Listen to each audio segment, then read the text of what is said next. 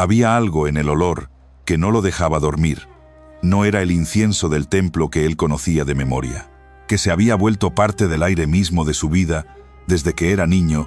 Era el otro olor el que él mismo había llevado aquella noche al huerto de José, de Arimatea, envuelto en sus manos, pesando más de 30 kilos, más de lo que nadie hubiera imaginado necesario para un solo cuerpo, mirra y aloe 100, libras romanas de especias que él había comprado en silencio, sin decirle a nadie, antes de que el sol se pusiera y comenzara el sábado y todo quedara prohibido ahora. Días después, ese olor seguía pegado en algún lugar, debajo de sus uñas, en el pliegue de sus muñecas, en la tela de su manto, aunque lo hubiera lavado 2 veces, y cada vez que lo percibía, algo en su pecho se apretaba de una manera que no tenía nombre en ninguna lengua que él conociera. Él era hombre de palabras. Había pasado 50 años, aprendiendo a nombrar las cosas con precisión, la ley, los comentarios de la ley, los comentarios de los comentarios. Todo tenía nombre, todo tenía su lugar, pero esto, no aquella noche estaba de pie en una calle angosta del barrio alto de Jerusalén, mirando la ventana iluminada de una casa en el 2º piso. Escuchaba voces, no las palabras, solo el tono, el ritmo suave de personas que oraban juntas, que hablaban en voz baja, con la familiaridad de quienes han llorado en el mismo cuarto y han visto salir el sol por la misma ventana, y entre esas voces, una que él no había escuchado nunca, y sin embargo, reconoció de alguna manera que no supo explicar cómo se reconoce una melodía que alguien cantó una vez cuando uno era pequeño y que el tiempo enterró sin borrarla del todo. Él no entró, se quedó en la calle en la oscuridad, con el olor de la mirra en las manos y una pregunta que llevaba días creciendo dentro de él, como una semilla en un suelo, que no quería recibirla, la misma pregunta que lo había llevado a visitar a aquel hombre, en secreto de noche, años atrás, cuando todavía creía que el secreto era una forma de prudencia y no una forma de cobardía. ¿Qué hace un hombre cuando ha visto demasiado para seguir ignorando? Y no suficiente para saber qué creer, para entender por qué Nicodemo estaba de pie en esa calle. Con esa pregunta y ese olor, es necesario regresar a lo que había visto, no lo que le habían contado. Lo que él mismo con sus propios ojos de miembro del Sanedrín, hombre de la ley, fariseo de linaje y reputación impecable, había presenciado. Nicodemo pertenecía al grupo más poderoso del judaísmo del primer siglo. El Sanedrín era el Consejo Supremo de 70 y un miembro que gobernaba los asuntos religiosos, legales y, en muchos casos, políticos del pueblo judío bajo la supervisión de Roma. Sus miembros eran sacerdotes de las familias más influyentes, escribas de la más alta formación, fariseos que habían dedicado décadas al estudio de la Torá, y sus interpretaciones era un mundo de jerarquías precisas, de reputaciones cuidadas, de alianzas frágiles y rivalidades cuidadosamente disimuladas en ese mundo. Ir a buscar a un predicador galileo sin educación formal, un hombre que no había estudiado en ninguna de las grandes escuelas de Jerusalén, era un riesgo que ningún miembro del consejo tomaría a la ligera. Por eso, Nicodemo fue de noche. El Evangelio de Juan lo dice con una sencillez que no oculta nada. Fue de noche, llevaba consigo la cobertura de la oscuridad, como se lleva un manto en el frío, porque lo que quería preguntar no podía preguntarlo a la luz del día, sin que alguien lo viera y lo malinterpretara. Lo que ocurrió en ese encuentro nocturno quedó registrado en el 3er capítulo del Evangelio de Juan, con una densidad que los siglos no han terminado de agotar. Nicodemo se acercó con cautela, con la fórmula diplomática de quien quiere abrir una conversación, sin revelar todavía sus cartas. Rabí, sabemos que has venido de Dios como maestro, porque nadie puede hacer las señales que tú haces si Dios no está con él. Era un reconocimiento cuidadoso, calculado, el tipo de apertura que un hombre entrenado en la argumentación legal usa cuando no quiere comprometerse más de lo necesario. La respuesta que recibió no fue lo que esperaba. El hombre de Galilea lo miró y le dijo algo que no seguía las reglas de ningún debate rabínico que Nicodemo hubiera conocido de cierto. Te digo que el que no naciere de nuevo no puede ver el reino de Dios. No era una respuesta a su saludo, era una ruptura, una apertura hacia algo que estaba en otro plano completamente distinto al de los argumentos y las formulaciones legales que constituían el universo mental de Nicodemo.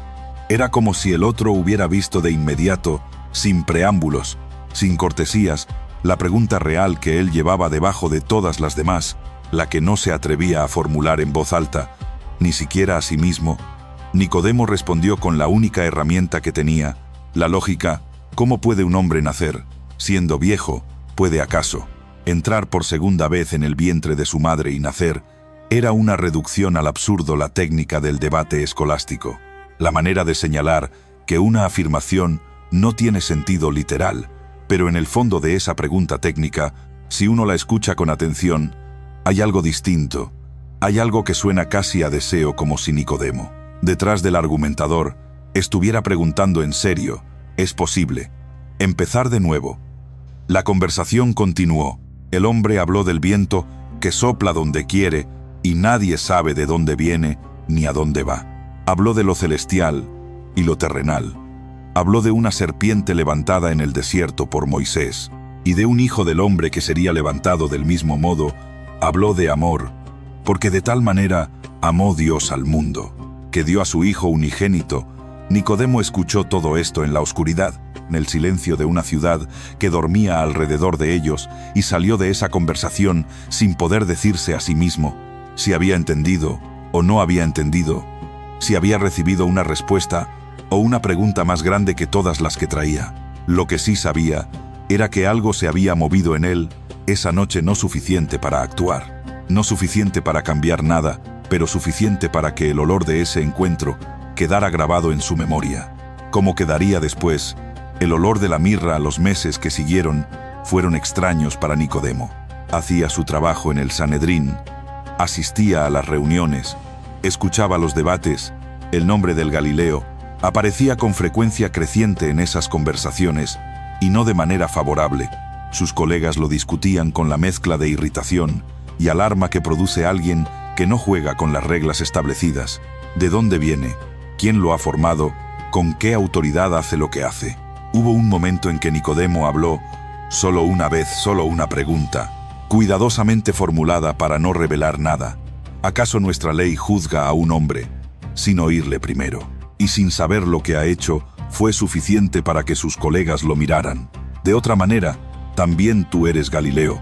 No era una pregunta geográfica, era una acusación, y Nicodemo la escuchó y guardó silencio, y eso también quedó grabado en él como algo que no terminaría de resolverse. Después vinieron los días de la Pascua, del año que cambiaría todo. Nicodemo no fue parte de las sesiones nocturnas del Sanedrín que llevaron a la condena. No hay registro de que estuviera presente, pero en una ciudad de ese tamaño, en los círculos que él frecuentaba, era imposible no saber lo que ocurría hora a hora.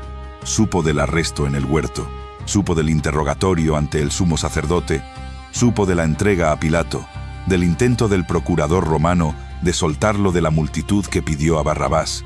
Supo en algún momento de esa mañana, larga y extraña, que el hombre al que había visitado de noche, años atrás, estaba colgado en una cruz en las afueras de la ciudad, en el lugar llamado Golgota, el lugar de la calavera. No fue al Gólgota, no pudo, o no quiso, o las dos cosas a la vez, de esa manera, en que a veces la incapacidad y la falta de voluntad se vuelven indistinguibles, pero estuvo presente de la única manera que le era posible, cuando el cuerpo fue descendido, porque José de Arimatea, que era como él miembro del consejo, y que había pedido el cuerpo a Pilato con una valentía que Nicodemo no habría creído posible en alguien de su posición, fue a buscarlo, y Nicodemo llevó las especias 100 libras de mirra y aloe, una cantidad extravagante para cualquier entierro, incluso para el de un hombre importante, para el entierro de un predicador galileo. Sin propiedades ni familia notable, era algo que no tenía ningún precedente. Él lo sabía, no le importó, o más exactamente había algo en él que necesitaba hacer, eso que necesitaba que ese gesto fuera grande, que fuera desproporcionado, que dijera algo que sus palabras no podían decir todavía, porque todavía no sabía exactamente qué era lo que quería decir. Trabajaron juntos en silencio, él y José, en el huerto frío del atardecer. Con el sábado, llegando como una pared de tiempo, envolvieron el cuerpo en lienzos con las especias, según la costumbre judía de sepultura, El cuerpo era real, el peso era real, las heridas eran reales. No había en eso ningún espacio para la metáfora, ni para la ambigüedad teológica, solo el peso de un hombre muerto.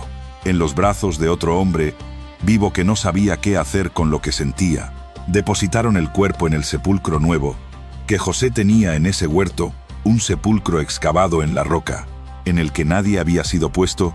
Aún rodaron la piedra grande y comenzó el sábado. Los días que siguieron fueron los días más extraños de la vida de Nicodemo. El sábado pasó en silencio. Como debía pasar, el domingo amaneció y algo comenzó a moverse por la ciudad, como un rumor que no se podía detener. El sepulcro estaba vacío. Las mujeres decían haber visto algo. Los discípulos corrieron y encontraron solo los lienzos doblados con una pulcritud que no era la de alguien que hubiera robado el cuerpo a toda prisa. Nicodemo escuchó estas cosas desde su lugar en el margen, desde la posición del hombre que sabe demasiado para ignorar y no pertenece suficiente para preguntar. El Sanedrín circuló su propia versión. Los discípulos habían robado el cuerpo de noche, mientras los soldados dormían. Nicodemo escuchó esa versión, y su mente de jurista, acostumbrada a evaluar testimonios, identificó de inmediato sus debilidades: soldados romanos que dormían en servicio, sin consecuencias, y los discípulos que habían huido dispersados en la noche del arresto, de pronto tenían el coraje y la coordinación para ejecutar un robo en una tumba custodiada. No cuadraba, ninguna parte cuadraba. Y entonces, sin poder explicar por qué, una noche, se encontró parado en esa calle angosta del barrio alto, mirando la ventana iluminada de una casa en el segundo piso, escuchando voces que oraban. No era la primera vez que pasaba por ese lugar desde los eventos de la Pascua. Era como si sus pies lo llevaran solos en las horas en que la ciudad dormía, y él no podía.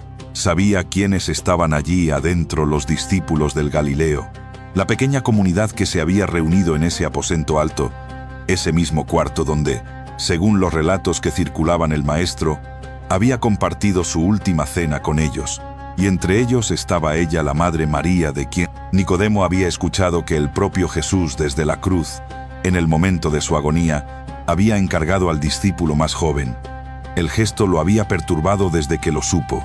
Un hombre clavado en una cruz, en la cumbre del dolor físico con la muerte, aproximándose como una marea, había encontrado el espacio para pensar en su madre, para asegurarse de que alguien la cuidara, para pronunciar esas palabras con la economía de: ¿quién sabe que le quedan pocas, mujer?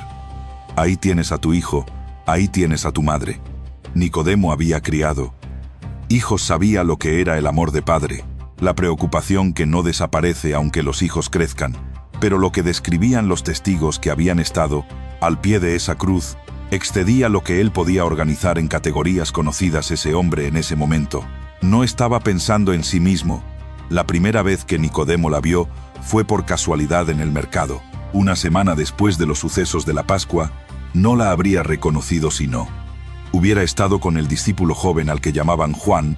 Era una mujer de edad mediana, de facciones galileas, con el porte tranquilo de alguien que ha cargado cosas muy pesadas durante mucho tiempo y ha aprendido a no encorvarse bajo el peso. No lloraba, no tenía el aspecto deshecho de la viuda. Reciente sus ojos tenían algo que Nicodemo no supo nombrar en ese primer momento, algo que era al mismo tiempo dolor y una especie de calma que no era resignación. Era otra cosa, una calma que venía de saber algo que el dolor no podía deshacer. Ella no lo miró él, la miró a ella, desde la distancia de un hombre que pertenece al bando equivocado y lo sabe, y siguió su camino, pero la imagen no lo dejó.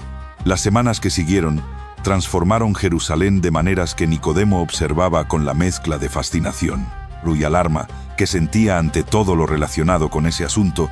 El grupo del aposento alto, que en el aniversario de la fiesta de las semanas había pasado de unas pocas docenas a varios miles según los relatos, ya no podía ser ignorado ni descartado como una secta marginal que se extinguiría sola. Había algo en la manera en que esa gente hablaba, en la claridad de su mensaje, en la coherencia entre lo que decían y la manera en que vivían, que desconcertaba a los miembros del Sanedrín, acostumbrados a movimientos religiosos que prometían mucho y desaparecían con su líder. Este movimiento no había desaparecido con la muerte del líder. Al contrario, Nicodemo Pensaba en esto durante las noches que no podía dormir, que eran casi todas. Pensaba en lo que el hombre le había dicho en aquella conversación nocturna. Años atrás, el viento sopla donde quiere. Pensaba en las 100 libras de mirra y en los lienzos doblados con cuidado. Pensaba en la mirada de esa mujer en el mercado, y la pregunta que había comenzado a crecer en él seguía creciendo, sin que él pudiera detenerla, ni terminar de formularla. Fue Juan. Quien lo buscó no era lo que esperaba. Esperaba que ese mundo lo ignorara, que lo mantuviera en el margen donde él mismo había elegido quedarse. Pero el discípulo joven, el que se lo veía siempre, cerca de la madre del maestro, apareció una tarde en el pórtico de su casa y le dijo que María quería hablar con él. El corazón de Nicodemo hizo algo que no había hecho en muchos años. Algo parecido al miedo, pero no exactamente el miedo. Algo que tenía también el sabor del umbral. Fue al día siguiente, a mediodía, cuando la luz de Jerusalén cae vertical sobre las piedras y todo el mundo busca la sombra. La casa era sencilla en el barrio alto, pero sin pretensiones. Una de esas casas que parecen más grandes por dentro de lo que prometen desde afuera. Juan lo recibió en la entrada y lo llevó hasta un cuarto interior, donde la luz entraba oblicua desde una ventana alta. Ella estaba sentada. No se levantó cuando él entró, y eso también le dijo algo, porque no era descortesía, sino la autoridad tranquila de alguien que sabe quién es sin necesitar demostrarlo. Lo miró con esos ojos que él había visto de lejos en el mercado, y que de cerca tenían una profundidad que lo detuvo a mitad de paso. Él no supo qué decir. Era la primera vez en décadas que Nicodemo, el hombre de las palabras precisas, el argumentador del Sanedrín, no encontraba por dónde empezar. Ella sí, supo. Le preguntó si era verdad que había llevado las especias sin rodeos, sin la fórmula ritual, de los saludos prolongados que ambos conocían desde niños. Solo la pregunta directa, de alguien que tiene el tiempo justo para lo que importa. Él dijo que sí. Ella sintió lentamente, como si eso confirmara algo que ya sabía, pero necesitaba escuchar de su boca. Y luego hizo algo que Nicodemo no esperaba. Le habló de él, del Hijo, no de los milagros, no de las enseñanzas que ya todo el mundo repetía. Le habló de cómo aprendió a caminar en el patio de la casa de Nazaret, de cómo era su risa cuando era niño, de las veces que lo había visto trabajar la madera junto a José y concentrarse en la herramienta con una precisión que parecía excesiva para el trabajo, y que ella entendió solo mucho después. Le habló de Caná, de la boda, de la manera en que él la había mirado cuando ella le dijo que no tenían vino, y de cómo ella supo, sin que le dijera nada, que haría algo, aunque dijera que su hora no había llegado. Conocía esa mirada desde que él tenía 3 años. Nicodemo escuchó todo esto sin moverse, sin hablar, sentado en el borde de su asiento, como quien no quiere ocupar más espacio del estrictamente necesario. Era como escuchar algo que llenaba los huecos de una historia que él había visto solo desde afuera, fragmentada, distorsionada por la distancia y la desconfianza. Era como recibir por primera vez la versión verdadera de algo de lo que solo había escuchado versiones parciales. Cuando ella terminó hubo un silencio. Luego Nicodemo le preguntó lo que no había podido preguntarle a nadie, lo que llevaba semanas sin poder formular en voz alta. Le preguntó qué había sentido cuando los discípulos le dijeron que el sepulcro estaba vacío. Ella no respondió de inmediato. Lo miró durante un momento, que se extendió más de lo que los silencios suelen extenderse en las conversaciones formales, y luego dijo algo que él no esperaba, que no le habían dicho nada que ella no supiera, ya que desde el primer momento, desde aquella tarde en el huerto, cuando todo parecía terminado, desde que la piedra fue rodada, y el sábado comenzó como una noche que no tenía forma de amanecerse, ella había sostenido algo dentro de sí que no tenía nombre racional, pero que era más firme que cualquier argumento. Él había dicho que resucitaría, no como una promesa abstracta, como alguien que conoce el camino porque lo ha recorrido antes, y ella lo había escuchado con los mismos oídos, con que lo escuchó decir muchas otras cosas que solo entendió después. Había aprendido a guardar las cosas y a esperar que el tiempo las abriera él. Ángel también le había dicho cosas que solo el tiempo abrió. Había aprendido eso desde muy joven, desde una tarde en Nazaret, cuando un mensajero la había dejado sin palabras, y ella había tenido que encontrar un modo de decir sí a algo que excedía todo lo que su mente podía contener. Nicodemo regresó a su casa, caminando despacio, sin prisa, dejando que las palabras de esa conversación se asentaran en él. Algo había cambiado. No todo. No de una vez. No de la manera dramática que los relatos prefieren con un relámpago o una voz desde el cielo, sino de la manera más humilde y más duradera, en que las cosas cambian en un hombre que ha pasado la vida cultivando la honestidad intelectual, aunque a veces la usara como escudo.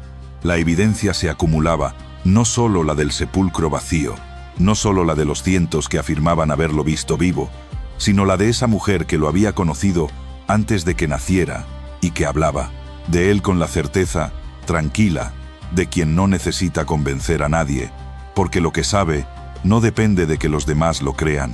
Habían pasado más años de los que Nicodemo contaba con exactitud desde aquella noche en que fue a visitar al Buses, maestro, con el manto de la oscuridad como única protección. Y ahora, a la luz de mediodía, escuchando a la madre, algo se abría en él que aquella noche solo había entreabierto en los meses que siguieron. Nicodemo comenzó a frecuentar la periferia de esa comunidad, nunca en el centro, nunca de manera que sus colegas del Sanedrín pudieran verlo y sacar conclusiones. El hábito del secreto era viejo y difícil de abandonar de una vez, pero estaba allí escuchando, observando, viendo cómo ese grupo que había comenzado como un puñado de galileos asustados en un cuarto cerrado, había crecido hasta llenar casas en distintos barrios de la ciudad. Vio llegar noticias de otras ciudades, de Samaria, donde alguien había predicado y muchos habían creído, de Antioquía, por primera vez llamaban a los creyentes con un nombre nuevo cristianos, como si ya necesitaran una categoría propia para contenerlos. Escuchó hablar de un fariseo de Tarso llamado Saulo, que había perseguido a esa comunidad con celo implacable y que había vuelto transformado de un viaje a Damasco, predicando lo que antes quería destruir. Nicodemo conocía a Saulo de oídas, conocía el tipo. El fariseo encendido, el guardián inflexible de la ley, el hombre para quien la pureza doctrinal era la más alta de las virtudes, había sido ese tipo de hombre en su juventud. Antes de que las preguntas lo complicaran, escuchar que alguien así había cambiado de ese modo era desconcertante, de una manera diferente a todos los demás elementos desconcertantes de esa historia. María seguía en Jerusalén. Nicodemo la veía ocasionalmente, siempre en compañía de Juan o de alguna de las otras mujeres de la comunidad. Nunca sola, nunca en primer plano. Era una presencia que gravitaba en ese grupo de una manera que no se explicaba por ninguna jerarquía formal, porque ella no predicaba, no dirigía reuniones, no tomaba decisiones públicas. Era algo más difícil de describir. Era como el centro de gravedad de un lugar que no siempre se ve, pero cuya ausencia haría que todo lo demás se dispersara. En una de esas ocasiones, ella lo vio desde el otro lado de una calle y lo saludó con la cumparde inclinación de cabeza de alguien que reconoce a un conocido. Solo eso, pero Nicodemo pasó el resto del día con esa imagen, esa inclinación de cabeza, esa mirada que no lo excluía, que lo contaba entre los que eran vistos y no ignorados, aunque él siguiera, sin saber del todo, en qué bando estaba parado. Los tiempos se endurecieron. Esteban, uno de los más jóvenes y elocuentes de ese grupo, fue llevado ante el Sanedrín. Nicodemo estuvo presente en ese interrogatorio. Escuchó el discurso de Esteban, largo, apasionado, una reinterpretación de toda la historia de Israel que no dejaba piedra sin remover. Vio los rostros de sus colegas endurecerse. Vio la conclusión inevitable, acercarse como algo que ya estaba decidido antes de comenzar. Y cuando sacaron a Esteban y las piedras comenzaron a caer, Nicodemo no hizo nada, se quedó donde estaba con las manos quietas y algo en el pecho que se parecía a la vergüenza, aunque tratara de llamarlo. Prudencia esa noche no pudo dormir. La persecución que siguió a la muerte de Esteban dispersó a muchos de los creyentes por Judea y Samaria, pero los apóstoles se quedaron en Jerusalén y María se quedó con Juan. Nicodemo supo esto, porque lo buscó por primera vez. Fue él quien tomó la iniciativa. Fue a la casa del barrio alto y preguntó por ella, y le dijeron que sí, que seguía allí, que el grupo seguía reuniéndose, aunque más pequeño, Aunque la sombra de la persecución pesara sobre cada reunión, fue una tarde en que el cielo de Jerusalén tenía ese color dorado que tiene en otoño, cuando la luz parece más honesta que en otras estaciones. Cuando María y él se sentaron en el patio de esa casa y tuvieron su segunda conversación larga, esta vez Nicodemo llevaba sus propias preguntas preparadas. Las había ordenado en su mente, como se ordenan los argumentos para un debate con lógica y jerarquía. Pero una vez sentado frente a ella, bajo esa luz dorada, con el rumor de la ciudad, llegando desde las calles cercanas, las preguntas preparadas no le parecieron las preguntas verdaderas. Le preguntó cómo seguía adelante después de todo. Después de lo que había visto, ella lo consideró un momento. Luego dijo que esa misma pregunta se la había hecho a sí misma muchas veces desde que el ángel la visitó por primera vez y que la respuesta siempre había sido la misma, aunque llegara de maneras distintas, que el que promete también cumple, que había momentos en que no veía cómo podía ser verdad, pero que el no ver no era lo mismo que el no ser. Había aprendido eso en la oscuridad de muchas noches en muchos años, que hay cosas que solo se entienden cargándolas, que no hay atajo intelectual que lleve a donde lleva la experiencia de confiar, cuando no queda nada visible en que confiar. Nicodemo escuchó esto y pensó en su propia vida de intelectual de hombre que había hecho de la comprensión su primer requisito para cualquier compromiso. Pensó en la noche en que había ido a visitar al maestro y había salido con más preguntas que respuestas, y había llamado a eso decepción, sin reconocer que quizás era exactamente lo que necesitaba. Pensó en las 100 libras de mirra, en lo que ese gesto había dicho. Antes de que él supiera lo que quería decir, quizás siempre había sabido más de lo que reconocía. Nicodemo siguió observando. Siguió yendo en las noches en que el sueño no llegaba a pararse cerca de esa casa del barrio alto, donde la ventana seguía iluminada y las voces seguían orando. Pero algo había comenzado a cambiar en esa postura. Ya no era solamente la postura del investigador, cauteloso, que evalúa la evidencia desde una distancia segura. Era algo más difícil de nombrar. Era la postura de alguien que está aprendiendo, que hay formas de pertenencia que no exigen declaraciones formales, que no requieren abandonar todo lo que uno ha sido para empezar a ser algo distinto, sino que funcionan de otra manera, más lenta, más subterránea, como el agua que filtra por la roca sin romperla, y sin embargo, la transforma. Había algo en la manera en que esa comunidad manejaba el duelo que Nicodemo no había visto en ningún otro lugar de la vida religiosa que conocía. No era la resignación estoica que enseñaban los filósofos griegos que circulaban en los ambientes cultos de Jerusalén, no era el luto formal y reglamentado de la ley, con sus periodos precisos y sus ritos prescritos. Era algo diferente. Era un duelo que convivía con algo que no debería poder coexistir con el duelo. Una alegría que no era frivolidad ni negación del dolor, sino algo que venía de más adentro que el dolor, como si el dolor y esa otra cosa habitaran el mismo cuarto, sin anularse mutuamente. Había visto esto en María, la primera vez que la vio en el mercado días después de los sucesos de la Pascua, y seguía viéndolo. Cada vez que la veía, no pretendía entenderlo completamente, pero ya había dejado de intentar descartarlo como ilusión o como la disociación de alguien que no ha procesado todavía lo que ha perdido. No era eso. Era algo que tenía una consistencia que los años no erosionaban, sino que parecían profundizar. Había también algo en la manera en que esa gente hablaba del futuro, no con la ansiedad de los que esperan, sin saber qué esperan, con la dirección concreta de quienes esperan algo específico, la consumación de algo que ya comenzó, el regreso de alguien que se fue, pero prometió volver. Nicodemo, formado en la tradición profética, conocía la esperanza mesiánica, había estudiado los textos, había debatido las interpretaciones, había escuchado a otros predicadores, antes que a este Galileo afirmar que el Mesías estaba por llegar, pero lo que esa comunidad vivía no era la esperanza de algo que todavía no había comenzado. Era la esperanza de la conclusión de algo que ya estaba en marcha. Una diferencia sutil, pero enorme.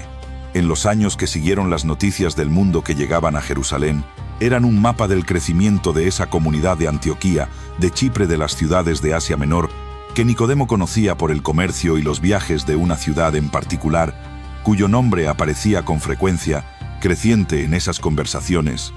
Éfeso, ciudad enorme capital de la provincia romana de Asia, sede del templo de Artemisa, que era una de las maravillas del mundo, conocido una ciudad de 200, quizás 300.000 almas con sus calles de mármol y sus bibliotecas, y sus acueductos, y sus mercados que traían el mundo entero a un solo lugar. Allí había estado Pablo de Tarso, el fariseo transformado durante uno de sus periodos misioneros más prolongados. Allí se había abierto, según sus propias palabras en las cartas que circulaban entre las comunidades, una puerta grande y eficaz, aunque con muchos adversarios, y allí, según comenzaba a susurrarse en los círculos de creyentes de Jerusalén, era posible que Juan fuera a establecerse. Con María, Nicodemo recibió esta noticia con una reacción que no supo del todo cómo interpretar. Era algo entre alivio y pérdida, entre la satisfacción de saber que ella estaría en un lugar más seguro que una Jerusalén, que ya mostraba las señales de la tormenta que vendría, y la extraña tristeza de que el centro de gravedad de algo que él apenas había empezado a orbitar se alejara antes de que él terminara de decidir cuál era su distancia correcta. Fue a verla antes de que partieran. Esta vez no hubo preguntas preparadas ni argumentos en orden. Fue con las manos vacías, en el sentido más literal y en el otro sentido también, y le dijo lo único que podía decirle con honestidad, que no sabía todavía qué creía con certeza, pero que sabía que lo que había visto y lo que ella le había contado no podía ignorarlo, que el sepulcro vacío no podía ignorarlo, que su propia visita de noche años atrás y lo que el maestro le había dicho entonces sobre el viento que sopla donde quiere no podía ignorarlo, que las 100 libras de mirra habían sido su manera de decir algo que todavía no encontraba las palabras para decir. De otro modo, ella lo escuchó.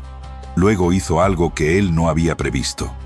Le tomó las manos del miembro del Sanedrín, el fariseo de reputación impecable, el hombre de las palabras precisas.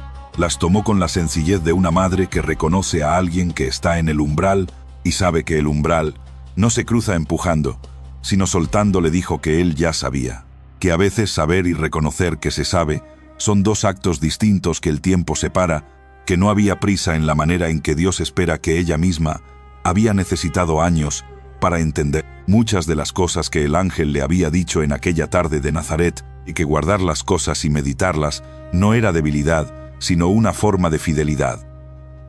Nicodemo regresó a su casa, con las manos que ella había tomado, y que ahora ya no olían a mirra, sino simplemente a sus propias manos.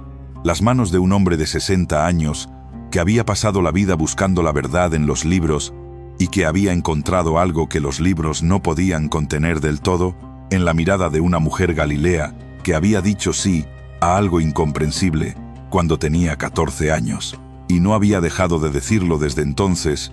Éfeso estaba a días de viaje por mar, una ciudad que él nunca había visitado en la orilla de un mundo, que se extendía más allá de los horizontes de su Jerusalén natal. María llegaría allí con Juan y con la pequeña comunidad que los acompañaba. Y en esa ciudad extraña, que hablaba griego y veneraba a Artemisa, y comerciaba con seda y especias y metales de todos los rincones del imperio, ella sería lo que había sido siempre, la persona que había conocido al Señor antes de que naciera, el ancla viva, la memoria encarnada de que todo lo que la comunidad predicaba era real, porque ella lo había tocado, lo había amamantado, lo había visto reír y llorar y trabajar la madera y convertir el agua en vino, con una mirada que ella conocía desde antes de que él aprendiera a usarla en esa ciudad. Cuando alguien de la comunidad joven, que no había conocido al Señor en persona, dudara de la humanidad real del que predicaban, podría ir a hablar con ella, y ella no le daría argumentos filosóficos en griego, porque eso no era lo suyo. Le diría que lo había cargado en brazos, que conocía el peso específico de ese cuerpo cuando era niño, el calor que irradiaba cuando dormía, la textura de su cabello cuando lo peinaba, que la encarnación no era una proposición teológica, era una experiencia que tenía la temperatura de un cuerpo vivo. Ningún texto, por más inspirado que fuera, podía dar eso. Solo ella podía darlo. Nicodemo no viajó a Éfeso. Su historia, en los registros que sobrevivieron, se detiene antes de eso. Pero las noticias de esa ciudad llegaban a Jerusalén por las rutas comerciales que conectaban el Mediterráneo oriental, llegaban en las cartas que circulaban entre las comunidades, en el relato de los viajeros que pasaban por los puertos, en el murmullo de una red de personas que de pronto estaban en todos los lugares y tenían entre ellas una forma de reconocerse que no dependía de la ropa ni del idioma, sino de algo más difícil de identificar y más difícil de falsificar. Nicodemo escuchaba estas noticias y construía en su mente un mapa de lo que estaba ocurriendo. Éfeso era una ciudad que él conocía de nombre y de comercio. Sabía de su grandeza de la Artemisión, que era una de las maravillas del mundo, conocido de sus calles de mármol blanco y sus acueductos que traían agua fresca, desde las montañas de sus bibliotecas y de su puerto, que conectaba a Oriente y Occidente como un nudo en la red del imperio. Era una ciudad de contrastes que él conocía bien desde la teoría, la riqueza ostentosa de sus élites y la pobreza invisible de los esclavos y los libertos que hacían funcionar todo ese esplendor en esa ciudad. La pequeña comunidad que Juan había formado era en su mayoría gente sin linaje ni influencia, artesanos comerciantes de clase media, libertos que habían comprado su libertad o la habían recibido, esclavos que traían con ellos al abrazar esa fe una dignidad que el sistema romano les negaba por definición. Para esa gente, el Evangelio no era una propuesta teológica, abstracta, era literalmente una buena noticia, porque hablaba de un Dios que amaba a los que el mundo ignoraba y daba valor eterno, a los que el mundo trataba como prescindibles. Y en medio de esa comunidad humilde en una colina sobre el punto, Mar Egeo, que los habitantes griegos ortodoxos de la región llamarían Siglos, después Panaya Capulú, la puerta de la Virgen, vivía la madre, la mujer que había conocido al Señor antes de que naciera, que lo recordaba todo, que era por el simple hecho de ser quien era y de seguir viviendo la prueba más encarnada y más cercana de todo lo que los demás predicaban con palabras que ella podía respaldar con la memoria de haber estado allí. Nicodemo pensaba a veces en qué habría significado para esa comunidad joven de Éfeso tener acceso a ella. Cuando surgían las preguntas que surgían inevitablemente en cualquier comunidad que intenta comprender algo que excede las categorías disponibles, ¿cómo era posible que el Verbo Eterno asumiera carne humana? ¿Qué significaba que el Hijo de Dios hubiera tenido hambre y sed y cansancio y dolor? Podían ir a preguntarle a alguien que no respondería con formulaciones abstractas, sino con memoria concreta, que diría: yo lo amamanté, yo sé el peso de ese cuerpo, yo conozco la textura de esa humanidad, porque la formé en mi vientre y la cargué en brazos, y la vi crecer. Ningún argumento filosófico sobre la encarnación tiene la fuerza de ese testimonio. Nicodemo era ya viejo para los estándares de su tiempo, y Jerusalén era su ciudad, el lugar de sus raíces y sus compromisos y sus muertos, pero la conversación con ella en el patio de la casa, bajo la luz dorada del otoño, con las manos tomadas por las manos de una madre que reconoció a alguien en el umbral, esa conversación siguió trabajando en él como trabaja la semilla en la tierra oscura, antes de que nadie vea nada desde afuera. Hay algo que la historia no puede registrar del todo, porque ocurre en el silencio de los hombres que cambian despacio, sin que nadie haga un relato de eso, sin relámpagos ni voces, solo con el peso acumulado de lo que han visto, y lo que no pueden ya ignorar el proceso largo de un hombre que fue de noche y llevó 100 libras de mirra, y escuchó a una madre hablar de un hijo que conocía desde antes del mundo, y que fue soltando lentamente la certeza de que entender era el requisito previo a creer, y aprendiendo que a veces es al revés, que a veces la fe no espera a que el argumento esté completo, que a veces el viento sopla antes de que uno sepa de dónde viene, que hay cosas que solo se entienden cargándolas, como una madre carga a un hijo que no sabe todavía quién es, pero lo carga igual con todo el peso y toda la ternura, en la oscuridad de una noche en Belén, que nadie había previsto, y que cambiaría todo. María llegó a Éfeso, y la comunidad que la recibió supo que recibía algo que no tenía equivalente, no un símbolo, no una reliquia, una mujer que recordaba a una mujer que había guardado las cosas y las había meditado en su corazón durante décadas, y que ahora en la colina sobre el mar Egeo, donde el viento traía olor a sal y a tierra húmeda, y a flores silvestres, que no eran las flores de Galilea, pero tenían la misma generosidad de la tierra mediterránea, que ella conocía, seguía recordando, seguía orando, seguía siendo el ancla. Juan escribió en esa ciudad, escribió lo que había visto y lo que María le había contado, de lo que él no había podido ver, porque no estaba. Antes de que Juan naciera, escribió sobre el principio, cuando el Verbo era con Dios y era Dios. Escribió sobre la luz que la oscuridad no pudo contener. Escribió sobre una boda en Caná, y un hombre que visitó al maestro de noche, y especias de entierro, y un sepulcro vacío, y lienzos doblados con cuidado. Escribió con los oídos llenos de la voz de ella, con la memoria de haber corrido al sepulcro esa mañana, y haber creído, antes de entender, con la experiencia de décadas vividas junto a la persona que más había conocido al Señor en su humanidad.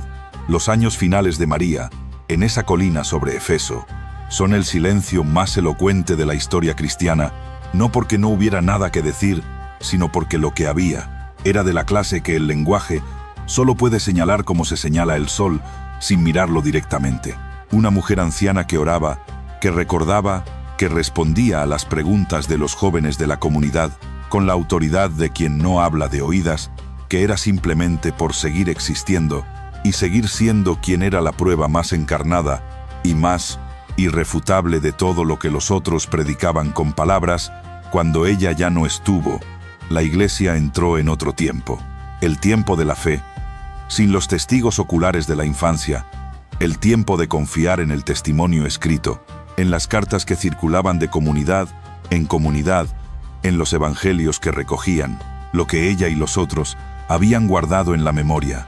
Pero algo de ella quedó en esas páginas, en los relatos de la infancia que Lucas escribió con una perspectiva que solo podía venir de alguien que había estado adentro, que había guardado las cosas y las había meditado en su corazón. En el cuarto evangelio, con su tono diferente, su profundidad que parece venir de otro nivel, su manera de hablar del amor como si fuera la única categoría que importa. Cada vez que alguien lee en su Biblia las palabras del ángel a María, está leyendo algo cuya transmisión remonta en última instancia a ella misma. Cada vez que alguien canta el Magnificat, deja resonar en su voz la voz de una joven de Galilea que comprendió antes que nadie que Dios llena de bienes a los hambrientos y exalta a los humildes. Cada vez que alguien se para frente al misterio de la encarnación y confiesa que el Verbo eterno tomó carne humana, está afirmando algo que solo fue posible porque esa mujer dijo sí.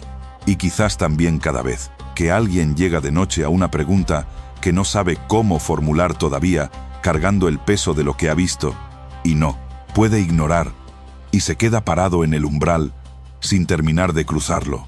Hay algo en esa historia que lo espera, no con urgencia, no con impaciencia, con la calma de quien sabe que el viento sopla donde quiere, y que la semilla trabaja en la oscuridad, antes de que nadie la vea, con la calma de una madre que toma las manos de alguien que está en el umbral y le dice que ya sabe que a veces saber y reconocer que se sabe son dos actos que el tiempo separa, que no hay prisa en la manera en que Dios espera, que hay cosas que solo se entienden cargándolas